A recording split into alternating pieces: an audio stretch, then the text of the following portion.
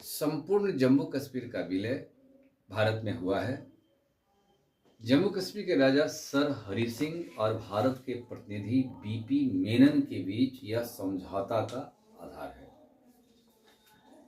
जम्मू कश्मीर इस प्रकार से भारत का अभिन्न अंग के रूप में हमारा देश के अंदर है। यह भारत का एक राज्य था। इसे भारतीय संसद ने 2000 अगस्त 2019 में राष्ट्रपति के राजपत्र को स्वीकार करते हुए जम्मू कश्मीर को दो भागों में बांट दिया। एक आ गया जम्मू कश्मीर और दूसरा आ गया लद्दाख। ये दोनों अब केंद्र शासित प्रदेश के रूप में स्थापित किया गया। राष्ट्रीय एकता दिवस जो मनाते हैं 31 अक्टूबर को, इस जो सरदार पटेल का जन्मदिन है, इसी 31 अक्टूबर 2019 से यह जम्मू कश्मीर दो भाग में बंटकर जम्मू कश्मीर और लद्दाख विधानसभा क्षेत्र के रूप में आ गया, नहीं केंद्र शासित प्रदेश के रूप में आ गया। जम्मू कश्मीर में विधानसभा की व्यवस्था की गई और यहाँ विधानसभा नहीं होगी।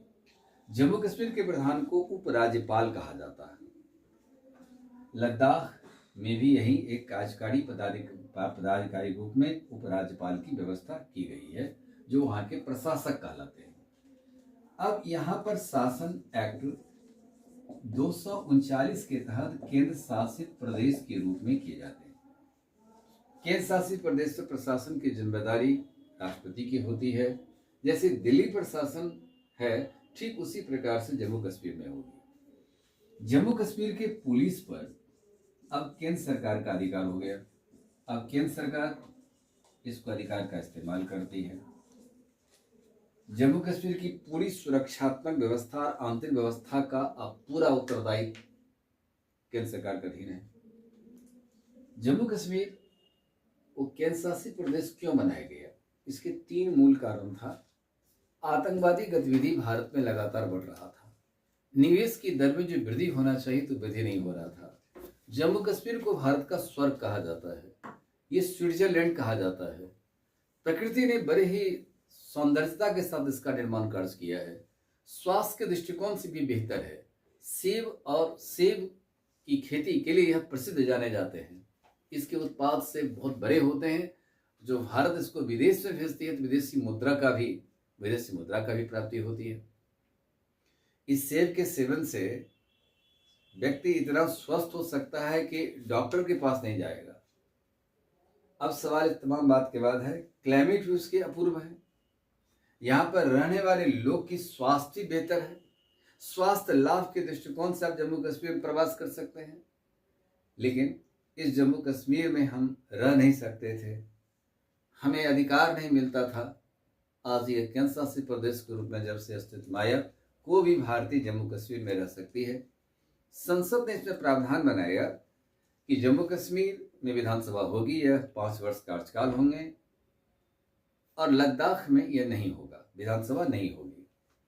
जम्मू कश्मीर में राष्ट्रपति शासन होगा। वित्तीय आपात जो होगा वो भी लागू हो सकता है। 356 का हम इसमें इस्तेमाल कर सकते हैं। भारतीय संसद कानून बना सकती है संपूर्ण जम्मू कश्मीर पर। एक देश एक विधान के भीतर जो जम्मू कश्मीर में रुकावटें आ रहे थे, इसको भी 31 अक्टूबर 2019 से यह रास्ता साफ कर दी गई। जम्मू कश्मीर की जो डोगरा शासक की कानून बनाया था, जम्मू कश्मीर की लड़की यदि पाकिस्तान के लड़का के साथ शादी करेगा तो पैतृक संपत्ति का अधिकार होगा। उसको अब ये उल्टा दिया गया कि भारत के लड़के के साथ शादी करेगा तो नागरिकता का अधिकार, तो उसे पैतृक संपत्ति का अधिकार होगा। जम्मू कश्मीर में कोई भी भारतीय नागरिक जाकर के जमीन खरीद सकता है, वहाँ रह सकता है। जम्मू कश्मीर में व्यापार और निवेश की वृद्धि हुई है। लॉ एंड ऑर्डर बैलेंस हुआ है। आतंकवादी गतिविधि में कमी आई है। जो लोग निर्दोष मारे जाते थे, आज इस प्रकार की खबर कम देखने को मौका मिलता है। निर्दोष लोगों की हत्या नहीं होती है और जवाबी कार्रवाई भी हमारी भारतीय सेना बड़े हिसाब से देने में सफलता हासिल कर रही है। जम्मू कश्मीर के संदर्भ में सुप्रीम कोर्ट ने कहा केंद्र सरकार द्वारा उठाए गए कदम भी यह सही है।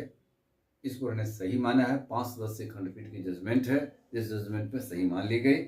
लेकिन सुप्रीम कोर्ट ने कहा कि अब इसमें नए तरीके जल्दी हो सके सरकार इसको चुनाव करा ले। ये चुनाव कराई गई।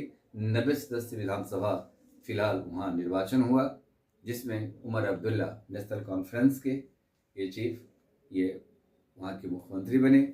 यहाँ 10% ही केंद्र शासित प्रदेश की तरह ये 10% यहाँ मंत्रिपरिषद होगा, तो 9 सदस्य ही मंत्रिपरिषद यहाँ पर में हो सकती है।